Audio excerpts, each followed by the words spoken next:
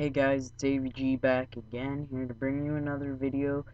This one's gonna be doing my top 15 greatest superstars of the past 15 years. So from 2000 to 2015.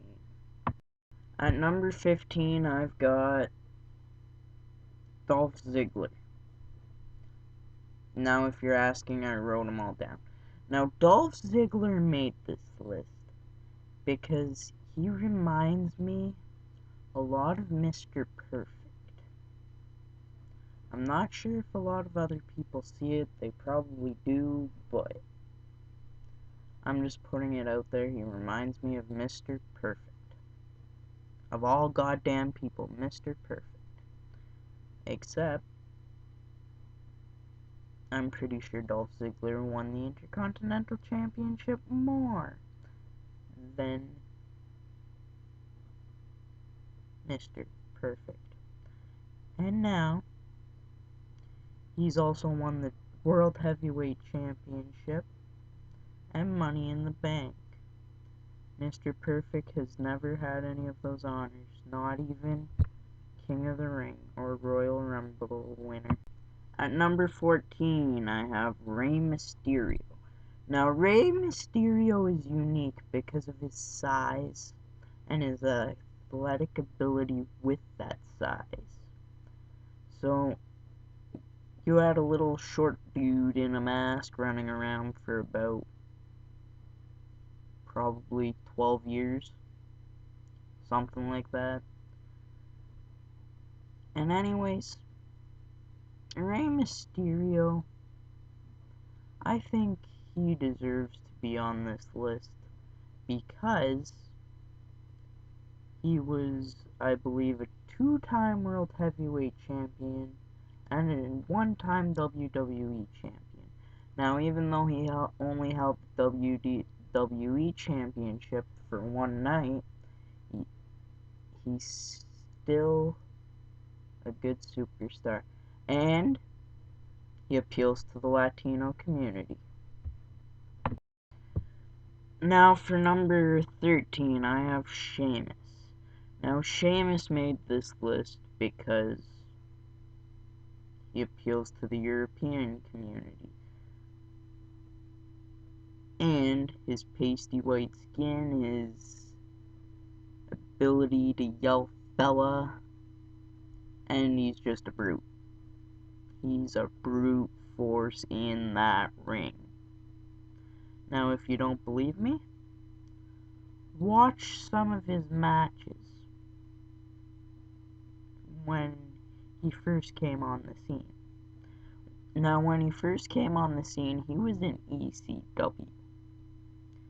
In ECW, he won a battle royal to face John Cena for the WWE Championship.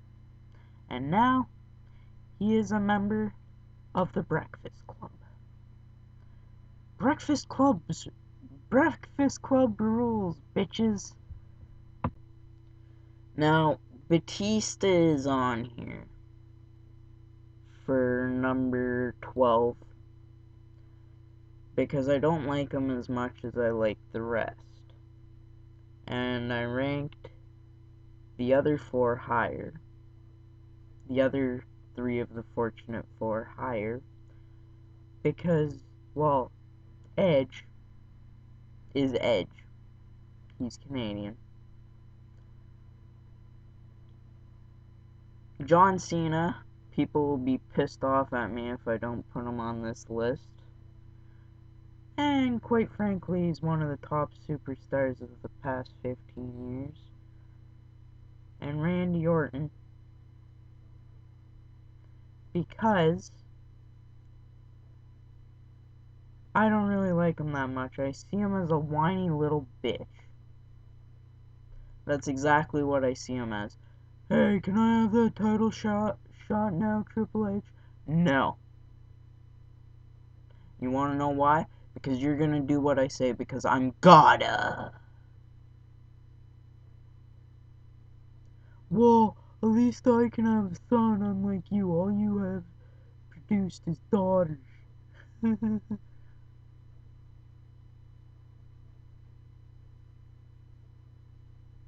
I quit. Whiny little bitch right there. And now at number 11 we have Randy Orton. Now Randy Orton is on this list because I prefer him more than quite a few superstars. Now, I like him because he's just a fucking badass who RKO's fucking everybody.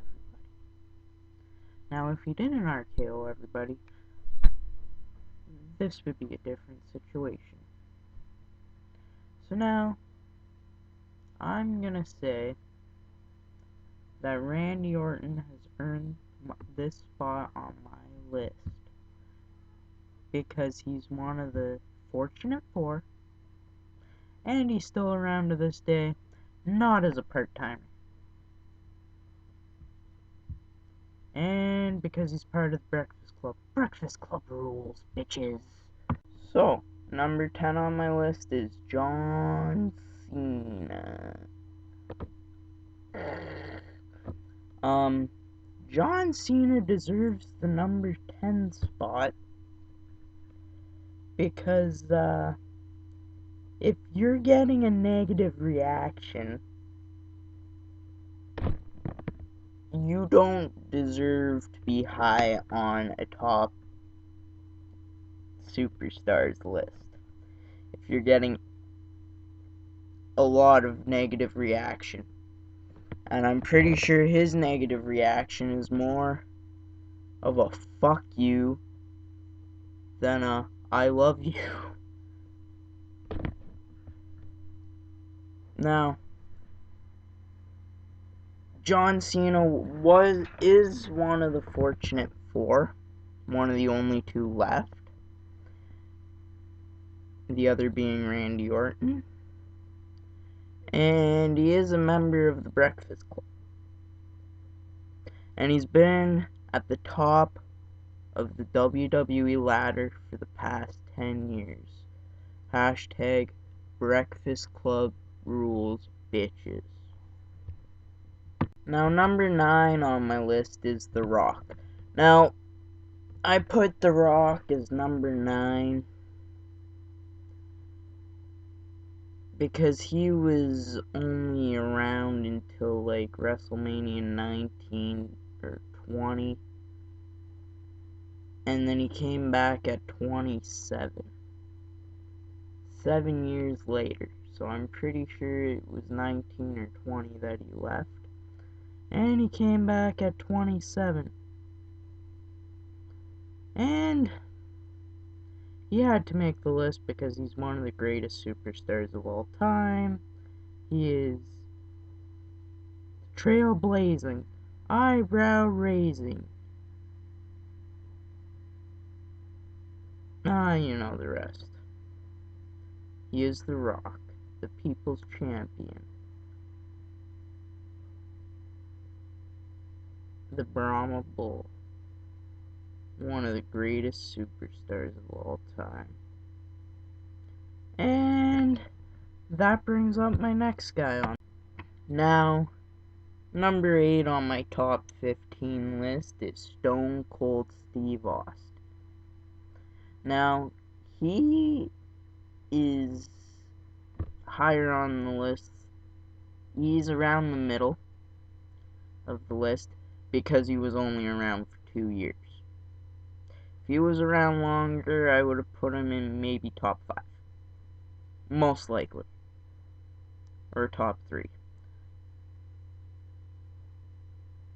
But Stone Cold Steve Austin is also one of the greatest of all time. Like The Rock and like a couple of the other guys I put on this list ahead of The Rock. And that's the bottom line. Because Stone Cold said so. And number 7 on my list is Daniel Bryan. I didn't even want to put him on this list. Because he's only... Well, I did, but I wanted to put him lower on the list, around maybe 10 or 12 or 13. But I thought that Daniel Bryan deserves higher on this list. Now, he's only been around for 5 years. Yet, he might have to retire. He might have to. And Daniel Bryan is actually one of my favorite superstars at this moment. And he gets injured too much, that's why he is number 7. Number 6 on my list is Chris Jericho. Now, I put Chris Jericho at number 6 because he, at this point in time, is a veteran in the sport. Actually, you would have called him a veteran about 6-7 years ago, too.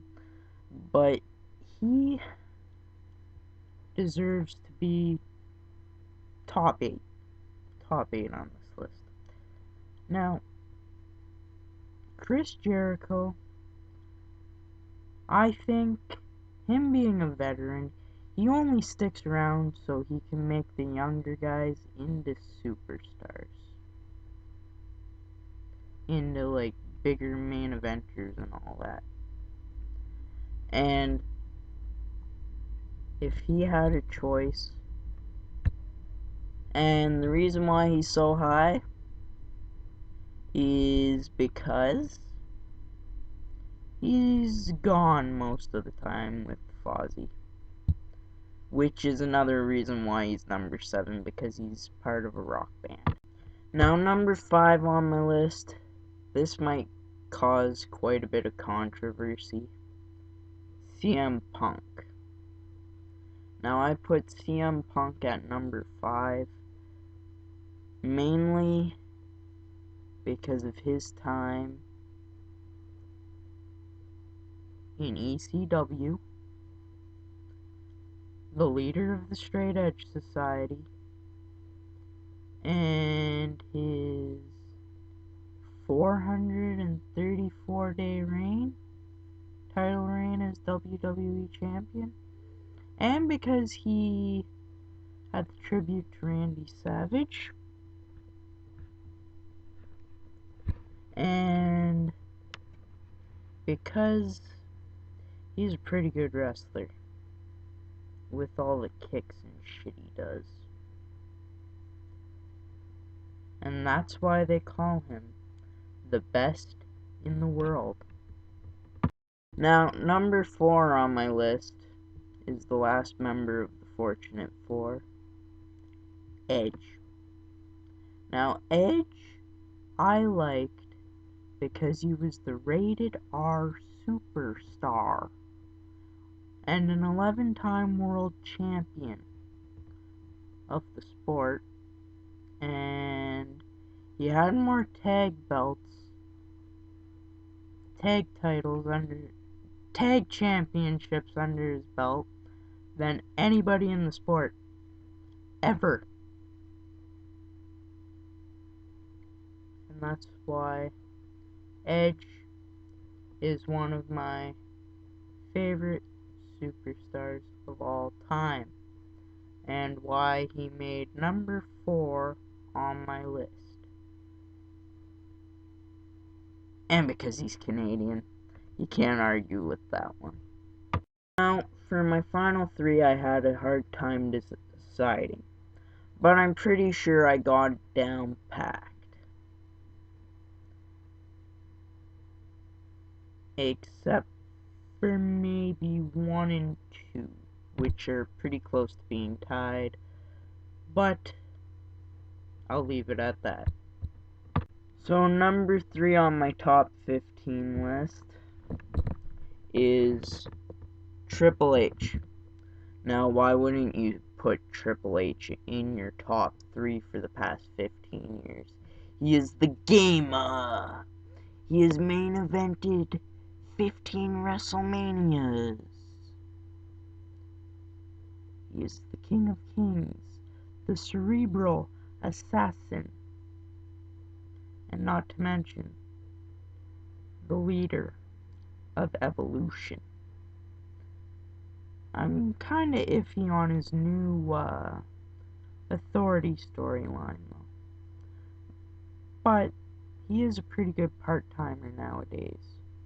And considering he gave, within the past 15 years, The Undertaker 3 of his greatest WrestleMania matches, that bought me over hands down. So, Triple H is God, whether you people like it or not. Now, number 2 on my list is none other than Mr. WrestleMania himself, the Heartbreak Kid, Shawn Michaels.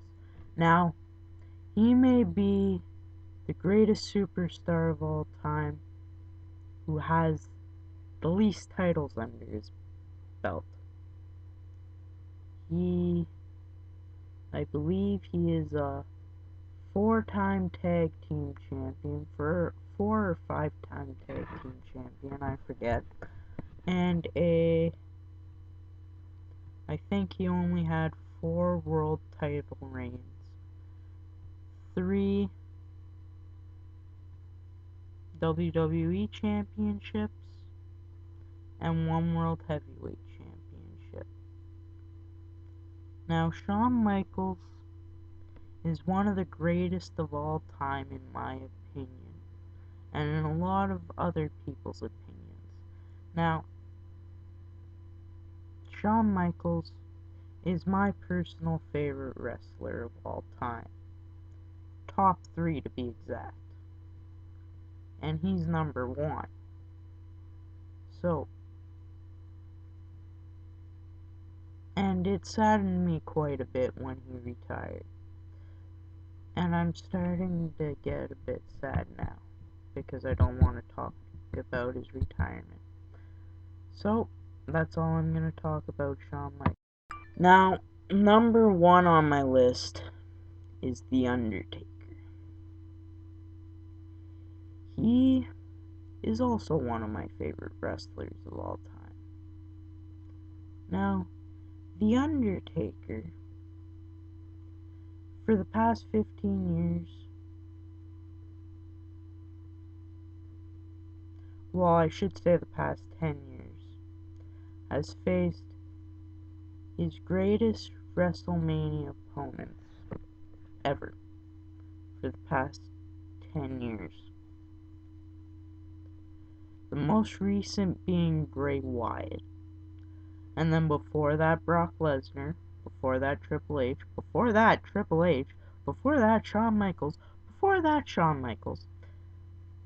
And then I believe it goes something like Edge, then Batista. I forget who was next. And then Randy Orton. Now, The Undertaker is one of the greatest superstars of all time, whether you like it or not. He is the true Mr. WrestleMania, and that's coming from a guy whose favorite wrestler of all time is Shawn Michaels. But Undertaker is my second favorite. Now, I got a feeling he's gonna have one last WrestleMania match next year against Sting or someone he'd like to face to retire. And then